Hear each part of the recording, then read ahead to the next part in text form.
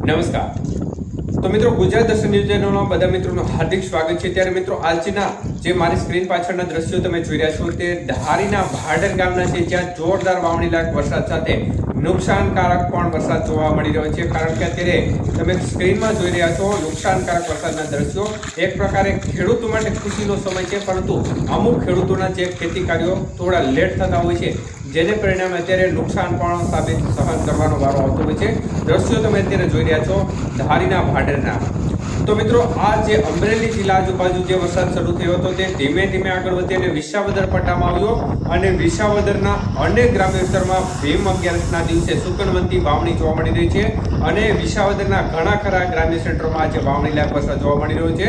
જોકે સાથે સાથે નુકસાન પણ જોવા મળી રહ્યું છે, કારણ કે ભારે પવનના કારણે જે વીજ લાઈન છે તે અનેક ગ્રામ્ય વિસ્તારમાં ધરાશાય થઈ ગઈ છે. તે પ્રકારનો વરસાદ જોવા મળી રહ્યો છે.